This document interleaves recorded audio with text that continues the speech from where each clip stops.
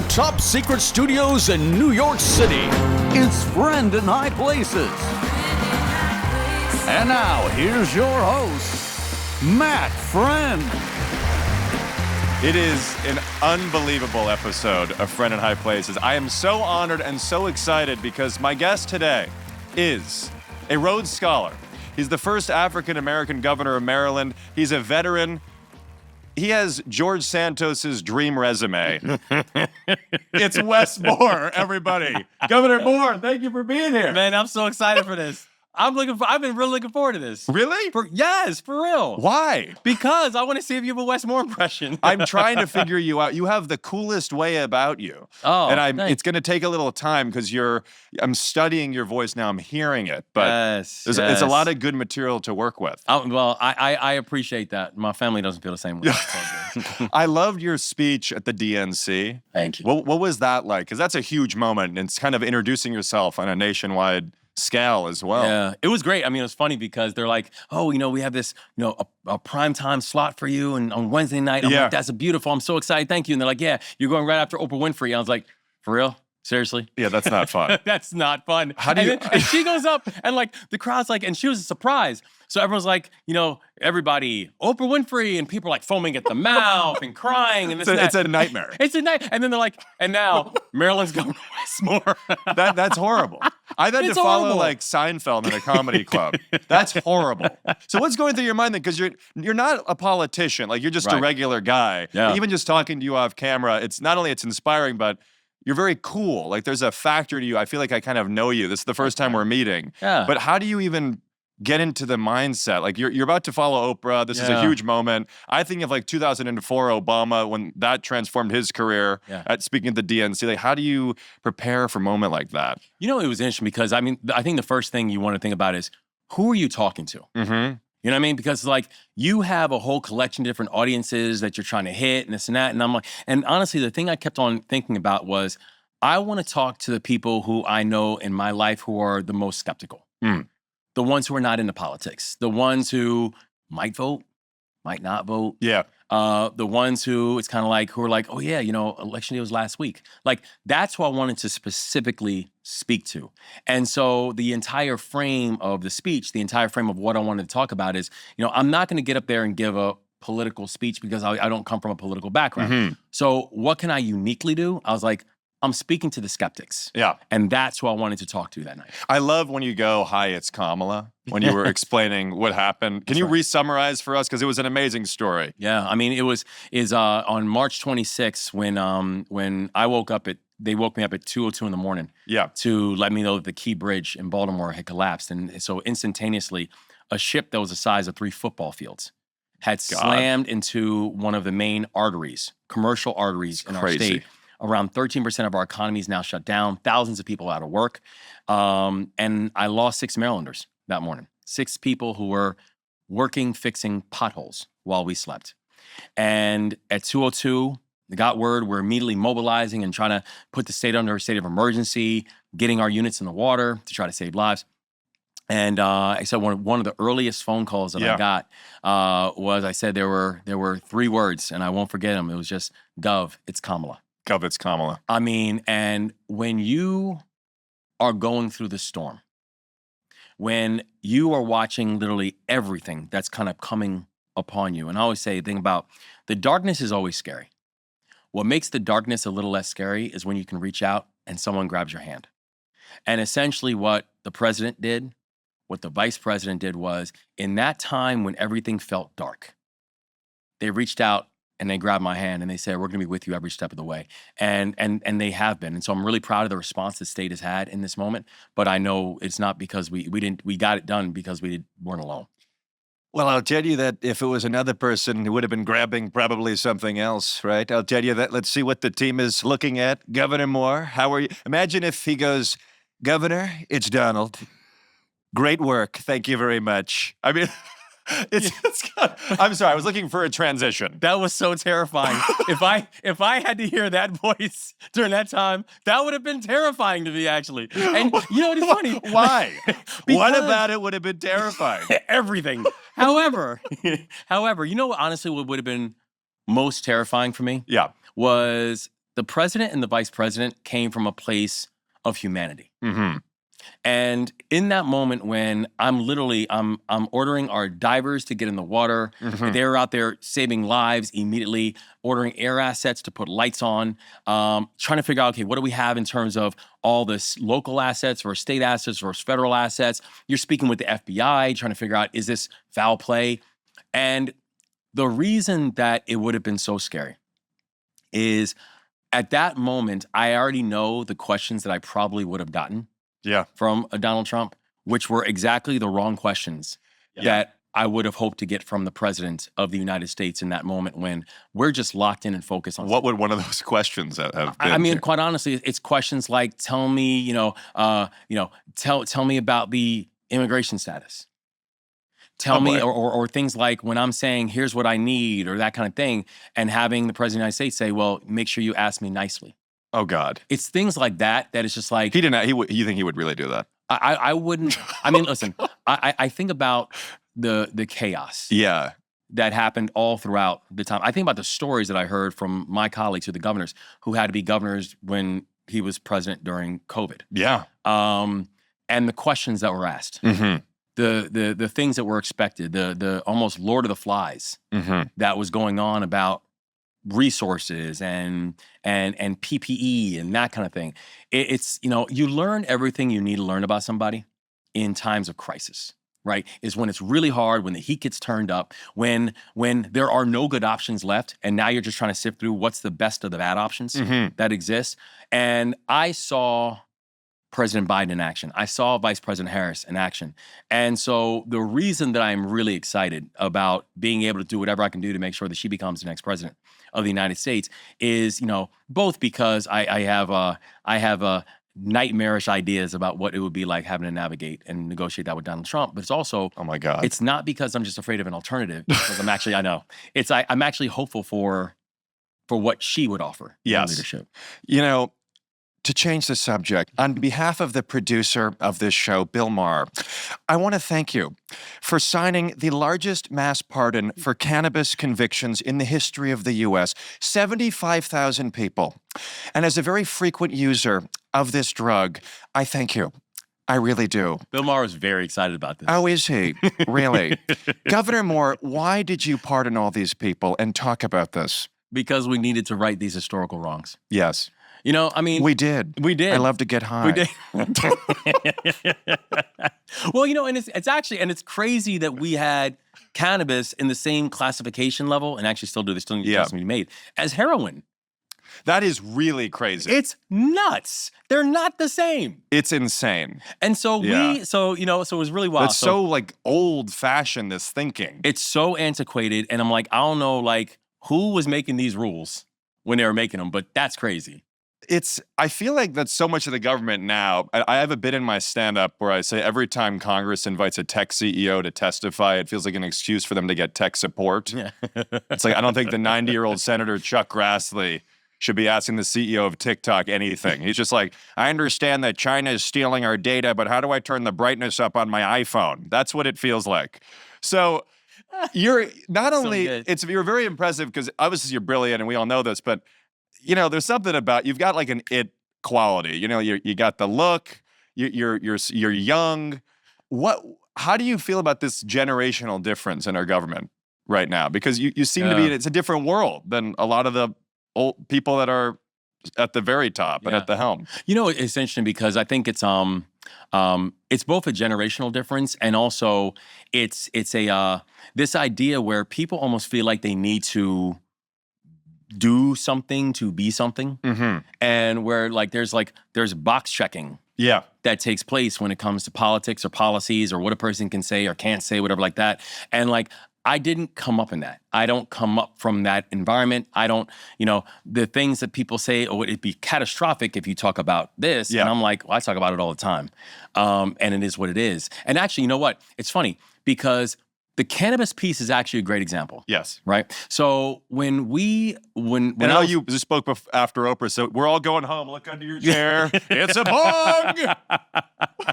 It'd be a very fun show. But it's like, I ended up winning our election with more individual votes than anyone had ever run for governor in the history of the state of Maryland. The reason I bring that up is this. Only one thing beat me that year. Cannabis. Cannabis won with 70% of the vote. So I'm like, yo, who is Cannabis and how are they so popular? But because we had a referendum for Cannabis. Who is Cannabis? Who is Cannabis? Damn it. Who the hell is Cannabis and why are they beating me? Cannabis is coming in from Mexico, from Venezuela. It's really horrible what's happening, Governor. The only one that can beat us is Cannabis. It's Cannabis. Okay? It's Cannabis. But that's crazy. So Cannabis was... So it ends up, so we have a recreational market in the state of Maryland. And we have done what many people believe is the most equitable and successful rollout for recreational cannabis in this country. However, we now have a new billion-dollar market in our state, and I have people who couldn't get barber's licenses and who couldn't get student loans because of a misdemeanor cannabis conviction. And so the whole reason for the pardon, I'm like, listen, if you care about economic mobility, if you care about getting people into the workforce, if you care about the idea that every sentence shouldn't be a life sentence, particularly for something that's not even illegal anymore, that's why I pardon the 175,000 cannabis pardons, because it just makes sense. It's no longer illegal. In our state. It's just antiquated. Yeah. It's like, are we writing laws with quills still? It's like, what's going on here? And what was amazing was that going back to this idea where people are like, oh, this is, I don't know if we should do this. I don't know if we should lead on this. I don't know where people are. That was very bold of you to lead on it. Yeah, but I'm like, guys, this is common sense. And this is where I want for politics to go. Like, let's actually start using common sense again. There's an effect, like people aren't getting to sit with you in this room. I'm freaking out right now. This is like, there is some effect going on. I feel like I'm levitating. I don't know what's happening. I feel like I'm watching a movie.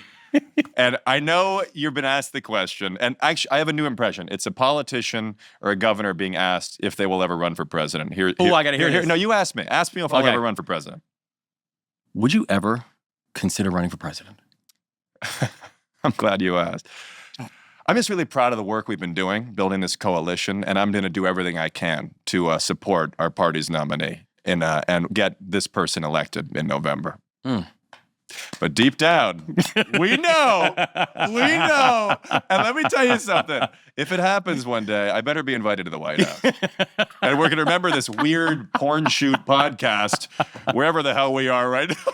It's like, I'm not sure what's going on in the studio. That's right. You've got it. I want to talk about reclaiming the national conversation on patriotism. Yeah. Can you tell me a little bit about this? Yeah. I mean, it was wild because it's not something that it wasn't something that I intended to do when I ran. Like, I didn't run for governor because I'm like, I want to talk about patriotism. I actually started talking about patriotism because I was so pissed off hearing my opponent use it and saying, like, I'm like, what are you talking about? Yeah. Like, because I was literally running against somebody who was an election denier. Someone who was saying to the people of my state, saying, you need to elect a patriot as governor. And I'm like, interesting. You actually served. Yeah. I'm like, my definition of patriotism was when I said goodbye to my family. Putting your life on the line for this country. That's right. Leading people in combat with one of the most elite units in the entire United States military, right? And I'm hearing somebody talk about patriotism whose definition was putting on a baseball cap and going to the Capitol on January 6th. And so patriotism wasn't something that I intended to make a thing when I first decided to run for governor. I'm like, was he wearing the horns when he did it? It's amazing. The Charmin and the fur rugs and all that. And literally beating police officers with American flags. And so I'm just like, I ran for governor because I said, I want to end child poverty in my state. I'm running for governor because we can make the people of our state safer. I'm running for governor because I want Maryland to be the state that serves. But you want to have a conversation about patriotism? Let's have a conversation about patriotism. And let's actually define what we mean about patriotism. And so it really led into this bigger conversation then, when my point was, the idea of patriotism is actually believing in the hopes and the aspirations of what this country was founded on in the first place. That this country wasn't founded to be a country of separation. This country wasn't founded to be a country of a fiefdom. This country wasn't founded on the idea that where a person was born was where that person was going to end up. In fact, that was actually the antithesis of the hopes of this country when it was first brought on board. But we have to remember that in order for us to accomplish that, it's going to both take all of us, and it's going to take all of us to recommitting that each and every one of us are necessary in this American experiment. Oh my God, I want to applaud, right?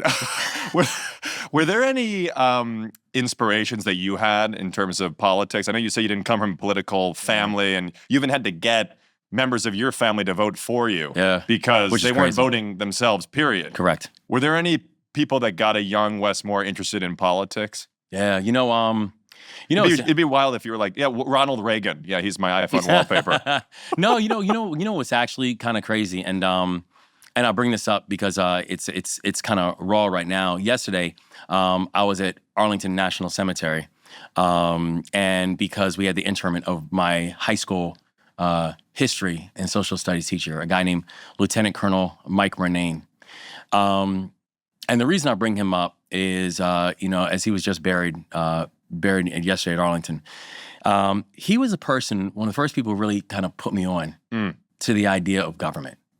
I didn't think much about government. And actually, I'm more of I like numbers. I like math. Mm-hmm. I don't really do words that well. Words are much more complicated for me. The best words? Yeah, the best words. You set me up.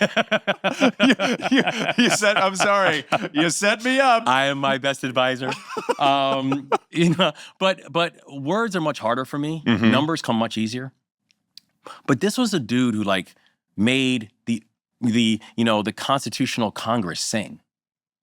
He was a guy who actually made, things like the articles, the initial articles and the initial documents and the initial bills and the Bill of Rights. He made it make sense to me. And he made me find my place in it. Yeah. And so he turned me on to government in a really cool way. In fact, to the point that when I became an Army officer, and I got my butter bar, my second lieutenant pinned on, he was one of the people that pinned on my butter bar. That's how important he was to my life.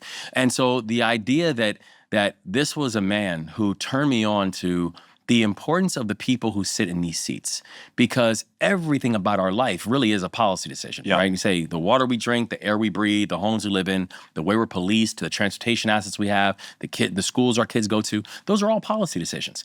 But we sometimes don't think about it that way. Right. And so, but he really made it come alive to me in a really cool way. That's because you're kind of becoming that now for young people, though. The person that some young kid might want to get into politics because of the stuff you're doing. Yeah. It's probably got to be weird to think about a little bit. I hope so. You know what I mean? Because I want people to know that your presence matters. Mm-hmm. And oftentimes when people think, I can never do this or I can never do that, or I love the idea of bringing people up to the State House in Maryland and bringing up to a place that is the oldest operating state house inside the United States of America. Annapolis is actually the only state capital that used to be the U.S. capital. That's how important our state is to our nation's lineage. And just reminding them that you're never in a room that you don't belong in, ever. I wanted to get into this because, speaking of Oprah, because in your interview with her, you said, we're never in a room that we don't belong in. And you said, we're in the room because we belong there. We have to have the confidence that not only do we belong there, but we're not just there for wallpaper. That's right. And even now, you've talked about imposter syndrome, and I'm 26, I'm coming up. I can't believe I'm sitting down with you. Honestly, it feels crazy. It's like little Make-A-Wish. I can't believe it. Let's see if the staff lets me keep it in. But honestly, I'm in these crazy situations, and I'm honored to talk to you. How do you tell yourself that you belong here in this room? When you're serving your constituents and the country, and how do you tell yourself this? I was Wes Moore. I belong here. I think I've now gotten to a point that I don't have to tell myself that. Yeah. You know what I mean? I think that How did you in the beginning? Well, I think I started realizing that when I was in all the different places and spaces that I was in, even if I was the first in my family or the first person in my ecosystem that ever experienced it, I started immediately to begin to realize that they're not saying anything that I don't already know. Yep. One of the things I was always amazed by with when I worked in finance, because I worked in finance. And I know you worked in finance because you said finance and not finance. There you go. It's the local name. It's a local knowledge. Are you familiar with the TikTok audio? I'm looking for man in finance. Trust fund 6'5", blue eyes. Have you heard this? It's good that you haven't. I have not. You have more important business than stupid TikTok audios. This means he's doing the people's work. That is true. The fact that I got Marylanders who are looking at it and saying, thank you for doing your job. Yes. However. Finance. But finance. But one thing I learned about finance was that they would use like acronyms and all these words. And I'm like, yeah, EBITDA. Like, and I'm like, what is that going to be? Oh, you know, earnings before. And I'm like, wait a second. So that's all that means? I'm like, yeah. My God. So, right. So I'm like, so y'all are literally just making it sound more complicated than it actually is. Yeah. And then I started realizing, I was like, yo, this stuff is actually not terribly difficult. But it's almost done in a way to make people think that they are necessary or that it's more complicated than it actually is or should be. Oh, that's interesting. Like gatekeeping. Correct. And so it's people like saying like, well, I need to be able to work with this group or this person to help me with my pen because I don't understand it. And it's actually, you know what? It's actually not terribly complicated. They're making it sound more complicated than it actually is. And that's probably, there's parallels to that in the history of the U.S. government, I'd imagine, exactly the gatekeeping. Like, it took you to lower Maryland's unemployment, what is it, 2.9% now? That's right. So, why, we're at a streak of historic lows in unemployment. Can you talk about that? How did you do that? Because, you know, you go on news shows, you say, Maryland's unemployment is at the lowest it's ever been. What's the process? How did you, as a leader, make this happen? You know, a big thing was we stopped gatekeeping. There it is. And it's like, and, you know, we were saying. And we made sure our governor does push-ups. That's what it was. I'm like, y'all gonna meet me out there at 6 o'clock in the morning and go work out. But it's like, we said, all right, we're going to not double, we're not tripling. We quadrupled the amount of people that we have in trade and apprenticeship programs because for a lot of the jobs that people were looking for, I'm like, we have some of the best 4-year colleges in America, in the state of Maryland. But I'm going to end the myth that every single one of our students have to attend one of them in order to be economically successful. That we said one of the biggest challenges of getting people back into the workforce is childcare. And particularly young women who then end up getting dismissed from the workforce because we're asking people to make decisions between, are your children going to be okay, or can you go back to the workforce? So we made historic investments in childcare, that we became the first state in the country that has a service year option for all of our high school graduates, that are getting people who are high school graduates into the workforce and allowing them to actually do something that makes their heartbeat a little bit faster. And so by doing all those things, by stopping the gatekeeping, we're able to get people to work. And once they get to work, they find their passion point, and we have driven the unemployment rate in the state of Maryland to some historic lows. See, you actually answered the question. And I feel like it's so weird. Is there a phrase for this? Like politicians who don't answer the question? Because you actually answered the question. It's politics. It happens a lot. That's the word, politics. Speaking of not answering the question, I got to ask you about the last debate. Yeah. What were the thoughts? When Trump said, we're eating the dogs, I mean, what was going through your mind? For me, I was like thanking God for material. Like, all of this is just, thank God. Seriously, thank God. You know what? Whatever happens in the country, we have comedy. It's great. That is true. It was very depressing, but what was a real United States governor thinking when he goes, "We're eating the dogs"? It was definitely comedy. But it would be funny if it weren't so serious. You know what I mean? Like, not only is this a person who obviously must not understand, or maybe he does, which would be even worse, the implications of his words. Because what happened in the days post that, we now had schools that were forced to close because of threats. We had threats of shootings, threats of bombings. Like, there are real world consequences to craziness and to chaos. And I think it showed itself in Springfield, in the days after. But the other thing that did get me about it was this, is we saw Donald Trump walk on that stage completely unprepared. He did no preparation for that debate. Pussy. Abdul. Making up names. I mean, and also... And I was in his ear feeding him lines. well, you did well. He executed perfectly. Because, you saw even how the vice president was obviously very prepared and was continuing to lay traps. I love this. She was like... And he walked into every one of them. Yeah. And the Wharton trap. The Wharton trap.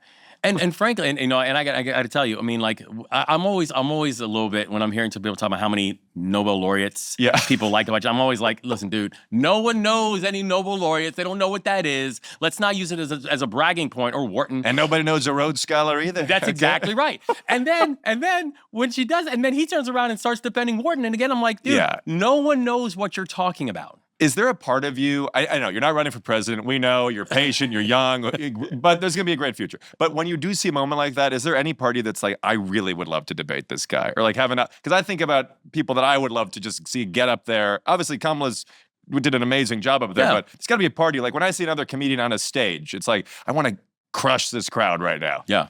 It'd be fun. It would be kind of fun to debate Trump, right? Well, first, she really did. She did an amazing job. I think she showed a measure of self-control in a way that actually shows an amazing discipline to show self-control when you're on stage with him. But the thing is that he continued to show the idea, I think, to the American people where, is this the person who you really want in the room when major decisions are being made about your life?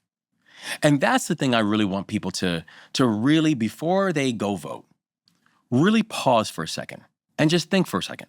The person who's going to be sitting in that seat is going to be making major decisions every day that are going to have direct impact, not just on your life, but on your legacy, on your children, on your grandchildren, on this country, on the place we take on the global stage. You can't look at that debate and turn around and say, I think he's the person that I want in the seat. And that's the thing I think about the debate that was just so disappointing, but hopefully for the American people, very eye-opening, because who sits in that seat matters. Who they have around them, it matters. And the thought process, do you trust their vision, their values, and their thought process as they're making these very big decisions? Oh my God. Yeah, it's really, well, the other Wes Moore, Hillbilly Elegy and Art of the Deal. Some are saying the 3 greatest books ever written. So there's so many politicians that you interface with every day at work, in life. I thought we could play a little quick new game called Say It to My Face, where I play a politician and we just see how you react. All right. Oh, I love this. Okay, here we go. Let's just see how this goes. We're leading this off with the, this is the Kentucky Senator Mitch McConnell here with the governor, Wes Moore. And, well, Governor, it's a thrill to be with you right now. And as you know, I love African Americans and regular Americans, and that's a real line that I did say. And what do you think? I think that your long-standing service is as he freezes in front of me. I think that it's going to be great to have Mitch McConnell actually staying in the minority. Well, speak for yourself. Governor, well, I wanted to say this is Barack Obama, and it is good to see him. How are you? Good to see you. Well, Senator, Mr. President, how you doing? Well, I'm very good. And I just wanted to thank you on behalf of Sasha, Malia, and Michelle, because the work that you are doing, it inspires me, it inspires America every day. And it shows that no matter if you are from a red state or a blue state, Governor, these are these United States. What do you say? I say I actually admire the fact that you were a president that was actually about your word, and the things you said you wanted to do, you actually got done. And I still got a better jump shot. Thank you. Yeah. Thank you so much. Now that's where we might differ in opinion. Governor, this is Texas Senator Ted Cruz. Oh. And I have to say, I have never seen you on one of my flights to Cancun. Why is that? Well, listen, because I'm busy working, and but I will say this. While we've driven the unemployment rate in the state of Maryland to historic lows, after the November election, even if you want to move to Maryland, I'm sure we can find something. Not where the radical leftist Democrats live. No way. I'm sure we'll find something for former Senator Cruz to do. Oh, Mr. Governor, this is Bernie Sanders. A thrill to be with you right now. I want to thank you on behalf of this country for making sure that this is a government that does not operate strictly for those in the top 10th of 1%. Governor Moore, what do you say? That is really damn good. I agree, Senator. That's really good. I think we played the game. I love it, There's man. far too many more. I'm working on my Tim Walz. My Tim Walz is just a coach. He's just, when we win this dang election, I'm going to take a big gallon of Gatorade and pour it over Kamala's face. He's like Ted Lasso on steroids, that man. Can I tell you, though? Yeah, please. Tim. He said Ted Lasso. Yeah, Tim Walz. Tim Walz. Tim Walz. Has become one of my closest gubernatorial friends. And because when I joined this group of governors and all that kind of stuff, in fact, we went to something called Baby Governor School. Baby Governor School? Yeah, which is all like the new governors, got a chance to meet the old governors. And they literally call it Baby Governor School. In fact, my mother actually said to me, she's like, what grade did you get? I'm like, it's not a real school, Ma. But one of the first people I got a chance to interact with was actually was Tim. And Tim Walz. Get to know Tim. Oh, wow. And the great thing about Tim that I love is when I meet people, you always want to know, are they the same person that I thought they were? Yep. When you actually get a chance to meet them up close? Yep. And that's Tim. Like, Tim is exactly who you think he is. And so Tim is just a really good dude, and I really like him a lot. That's amazing. Yeah. It's great to hear. He's a good dude. And we have 10 hours left. And we got to wrap this up because I have Chuck Grassley on in 20 minutes. That's going to be fun. Yeah, exactly. I'll feed him soup. So this month, Governor Moore announced a $16 million infrastructure plan that will largely benefit pedestrians and bikers. Yes. Is your goal to make Maryland more like New York? Is that what? Because you grew up here, so is that what's happening? It's true. New York has a very special place. I spent a lot of my childhood in New York. No, but you know what it is? I want us to have more options to get around. I want us to have safer options to get around. And truthfully, I want us to be a place that gets to know each other again. And I just believe that if you can create more outside spaces, if you can create more shared spaces, if you can do more with mass transit, you're actually going to get a chance to have a society that gets to know each other again. And so, so we're making some very real investments in that. So when you do theoretically have another campaign, hypothetically, it'll be more, and then beneath it, outside spaces. Transportation. It'll just be all under the Moore umbrella. Correct. You think about this? Let me tell you something. Do you like this? Trademark it, because if you don't, I'm going to steal it. It's okay. I mean, you can George Santos this.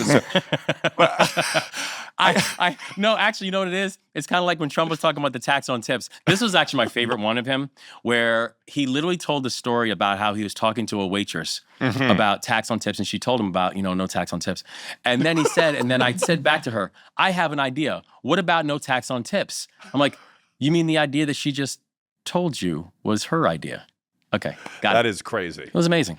Amazing. I also want to get into, for those who are unfamiliar, how will your newly launched service year option for high school graduates improve the lives of Maryland residents? Yeah, I'm so excited about this. Because I remember it was something that people said, well, you should hold off on it. You shouldn't do it just yet. Maybe it's a second term thing. And I was like, appreciate the opinion. And I love how you don't wait for a second term thing. Like marijuana, like no matter what it is, you're like, the time is now. Time is now. Let's just do it. The time is now. Like if we're not going to do it, then why bother? Exactly. Why are we in the seat? Just get someone else who's going to sit there and just like kick things down the road. But if you actually want to do something, let's do something. And so I was so excited because it really had 4 real focus goals on the service years. One was that I'm a big believer in experiential learning. The second is we need to provide earned financial cushions for people who are entering in and want to do something. The third is it's great workforce development. And the fourth is, in this time of this political divisiveness and political vitriol, I really think service is going to save us. I think if we can be a state that gets to know each other, like, we're going to be better off. And like, I remember, when I was running for governor, I had people who I served with in Afghanistan who came and campaigned for me. And many of them were not Marylanders. Many of them were not Democrats. But they literally came and door knocked on my behalf and were like, I just want to tell you about the guy that I served with. So I just think service is sticky. And so one of the cool things about this is not only do we now have an option where all of our high school grads have a chance to serve the state, we're seeing how other states are now picking up and doing it as well. So Maryland's leading the charge on this. Why should young people get involved in this election? Why is now so crucial? What's so critical about this specific time? Because everything that's being debated has the most direct impact on you, whether you realize it or not. And the power that you have to actually solve for it is so real, as long as you do not just neglect it and forfeit it. And I don't care if we're talking about issues of safety and gun violence and like what we've done in the state of Maryland, where, I passed legislation, we passed legislation that said things like, no one should, you shouldn't be able to bring a gun into a nursery. You shouldn't be able to bring a gun into amusement parks and to homes of worship. that if a person has a history of mental illness and a history of violence, they shouldn't be able to purchase a firearm. Common sense gun laws that we are actually, unlike what happened with my predecessor, is like, we actually focus on things like ghost guns and getting these ghost guns out of our streets. Issues of public safety, issues of reproductive health and basic freedoms, making sure that we put a ban on book bans. So you cannot ban books in the state of Maryland. You Tell it cannot to ban Governor DeSantis, okay? Don't ban those books, baby. And I love the fact that he's so proud of it. It's like crazy. He's proud of the idea of saying like, no, certain history should not be known or understood. Harry Potter's clearly a reference to gay people. I mean, It's so wild. Can I get those pictures really quick, Henry? We're almost done. And thank you so much again. This is so I'm dope. loving every This second. is so Are we dope. good I'm on good. time, by the way? Okay. We're great. We want to do a couple more games here. All right. Because of Governor Moore's incredible historic marijuana pardons, I thought we could do a little game here with some iconic weed smokers themselves and see if you would pardon the following celebrities. Ooh. Willie Nelson. Oh, Would you pardon him? Absolutely. Willie ain't hurt nobody. Willie's good with me. Willie's good with me. Willie's good? Yeah. Would you pardon Snoop Dogg? Snoop, not only would Snoop get a pardon, I think we'd find something in the Moore Miller administration for Snoop. Really? Yeah, we'd hook him up. Seth Rogen. Oh, of course. I mean, he did movies about this stuff. He's great. He's Okay, great. Seth's okay. Seth good. Dave Chappelle. Oh, absolutely. Listen, I tell you, if Chappelle did not get a pardon after all those other people, then I don't deserve re-election. And tread lightly, but me, Oh, Bill Maher. Would you pardon me or no? You know what, Bill? Pardoned. If You're he lets good. you go on his show. If Okay. he lets us go on his show, then he gets a pardon. And now I want to play another game because of your iconic marijuana parts. Yeah. Which governors would be the most fun in a party environment? Shapiro? JS. Yeah, Josh would be fun. Josh, Yeah. we'd have a good time. He would be fun. We'd have a good time. Governor Pritzker? Oh, 100%. Absolutely. Well, last time I was in Chicago, and we were hanging out. He brought me to go drink Malort, and Right. we were having I saw that, yeah. a wiener dog competition. So, Well, speaking of dogs, Kristi Noem. oh yes, You really teed me up there, Governor. Party with Kristi Noem. They're eating the dogs. You know what's wild is that I have been the governor for 19 months. We have a lot of governors' functions where we all get together. Oh, God. I don't wanna hear this. No, Oh, boy. actually, no. I know where you might have gone, but it wouldn't go there. I've never met her because she's never shown up to one of them. Yeah, let's keep it that way. Governor Ron DeSantis. Oh, Would he be Ronald. fun at a party? Maybe like a cowboy boot theme party. Yeah, With no. lifts. He'd be one of those people that would call the police. Okay. Doug Burgum. Doug. I like Doug. Real talk, it might sound crazy. I've actually really gotten to know. I like do Doug. you? Yeah, Doug's a good You dude. do? Doug's a good dude. Okay. If Yeah. he's got the Eugene Dan Levy eyebrow thing going on. Sarah Huckabee Sanders. Party? Would you party? Would you be fun at a party? Okay. Interesting. No That fun. was pretty clear. Yeah, no And, fun. No fun. And we got one more. Tim Walz. Hey, How's he at a party? Tim. Oh, Tim would be the life of the party. Tim would be the person where it'd be 3 o'clock in the morning. I'd be like, yo, I'm going home. And Tim like, where you going? Yeah, he's ready to shotgun some beers. Yes, he is. That's my guy. Yeah, I love that. Shotgunning the beers with the Ravens fan. But that's It was another fun. thing. It's even from the second you walked in here, I've had a lot of interactions with different political people and celebrities, and there's always maybe conversation with those around them. But you is so straightforward. It's so easy. You're just very laid back. Again, it's just a regular guy comes in here. Yeah. Well, and How do you do that? I mean, because people get so uptight, I feel like, and naturally as you gain positions of power in life or more people know you, but you seem to just be such a great guy. But but honestly, and this really is real talk. I very much feel like I'm just playing with house money at this point, right? I'm literally a person who, I watched my dad die in front of me when I was 3. I had handcuffs on my wrist by the time I was 11. My mother didn't get her first job that gave her benefits until I was 14. I joined the Army when I was 17. I went to a 2-year college, and now I'm the governor of Maryland. like, I'm winning. You know what I mean? Like, there's nothing about my life or trajectory that many people would have looked at and said, I think this guy is going to be the 63rd governor one day. And so I'm not trying to be something I'm not. And I didn't run that way on my campaign. People didn't vote for that. And so I'm not going to become that. I'm a person who's like, listen, I like going, yes, I will go out and work all day long and all night long to make sure we can end child poverty. And yes, I enjoy, cigars and bourbon and shotgunning beers. You know what I mean? Like, You do. I am who I am. Yeah. And so that's the thing I've always just tried to be. It's like, I just want, my goal. We have a couple right over there, by the way. Not after I'm done. Okay. The thing that I always want, I said, I just want the goal is that when I'm done with all this stuff, when I'm done being governor, I just want people who knew me 10, 15, 20 years ago to be able to look at the things I worked on and look at the person I am and say, he's the same guy. Yeah.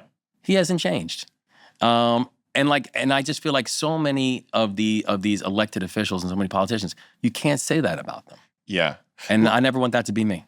It's not going to be, yeah. And if it does, I'll tell you. There I'll you be go. doing a weird impression of you. You'd be like, wait a second, what That'd be a happened? horrible impression. What the hell?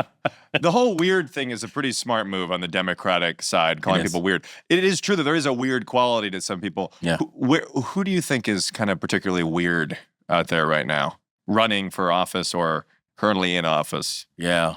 God, there's a lot. I mean, listen. Do you take out a scroll? It really is. I'm like, let me get my notepad out. I think that the whole introducing conspiracy theories into a public dialogue is just weird. Yeah. It's just weird. It's dangerous, but it's also very weird. But also, I do think this idea of changing up who you are, it is a weird thing. Unless you're doing a Mitch McConnell impression. No, not impressions. I'm talking about the people who are like same. It's like perfect example. Yeah. I've said, I've known JD Vance for a while because actually our chairs today, not a couch. Yeah. All right. Yeah. Don't get me excited. Don't get me excited. My Mima and my Peepaw are watching. But I first met him because what's up with his haircut? I'm sorry. Let's talk about it. Who is cutting his hair? I have to interrupt you. I'm so honored to be with you. This is so good. People have teams. This is so good. Why is JD Vance going into a donut shop? And then he says, I'm JD Vance. I'm running for vice president. Person goes, okay, I don't care. He sees another person. He sees another person and he goes, hey, I'm JD Vance running for vice president. Would you like a picture? She goes, no, I'm good. But where's the staff? Like, how is he getting in these positions where like it's clear that people don't want to be around him? It's so bad. So why is this happening? Because I think people can sense authenticity. Yeah. You know what I mean? Like people can sense, whether or not you're